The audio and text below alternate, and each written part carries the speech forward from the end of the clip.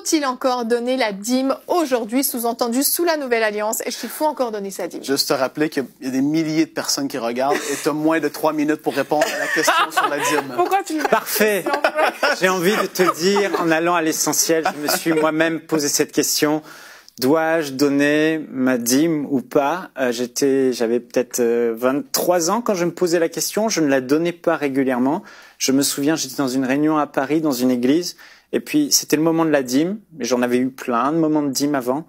Mais ce jour-là, je ne sais pas ce qui s'est passé dans mon cœur. Le Saint-Esprit m'a convaincu que c'était de lui et que je devais donner ma dîme sur une base régulière.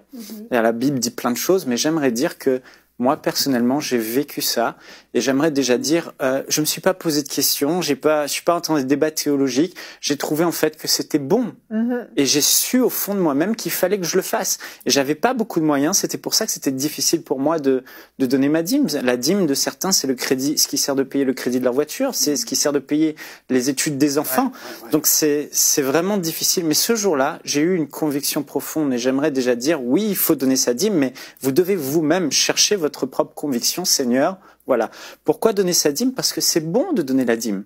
La dîme, c'est l'économie que Dieu a choisie pour financer le royaume. Sans la dîme, les églises seraient fragiles.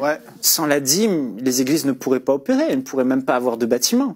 Sans la dîme, c'est la stabilité même de l'église. Donc, c'est une bonne chose, c'est bon, c'est agréable et parfait. Et je trouve que c'est une idée de génie de Dieu que d'avoir instauré que Nadine donne 10%, Michael 10%, parce que non seulement on le fait pour le royaume de Dieu, ça va financer le royaume de Dieu, mais en plus Dieu, la Bible dit dans la Nouvelle Alliance que Dieu n'est pas injuste pour oublier l'amour que nous démontrons pour son œuvre en rendant des services, en ayant rendu des services et en rendant des services aux saints. Donc Dieu n'est pas injuste, donc quelque part Dieu va nous récompenser ici-bas et dans l'éternité. Donc c'est clair que quand on donne, Dieu nous bénit en retour. Donc ça c'est clair. Alors pourquoi les gens en fait se posent cette question? C'est parce que ça coûte. Ça coûte de donner la dîme. Et si c'est pas un péché de ne pas la donner, si c'est pas obligatoire, si c'est pas une désobéissance à Dieu, alors bon, j'aimerais peut-être ne pas donner tout le temps.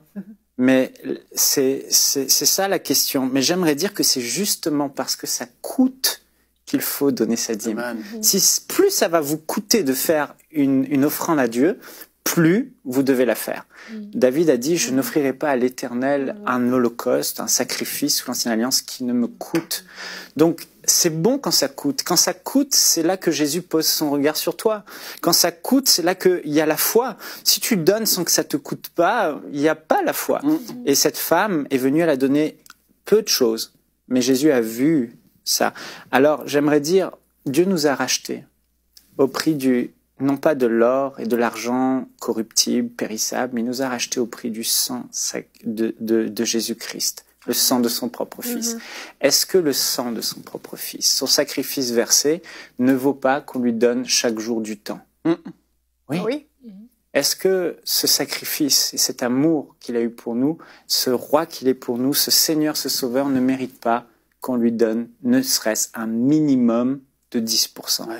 Si, en fait, en réalité, il mérite plus. Et si on regarde vraiment sur ce que dit la Bible depuis la résurrection de Jésus et l'Église primitive sur les finances, les gens donnaient bien plus que leur dîme. Ils donnaient leur maison, leur champ, tout leur superflu était donné.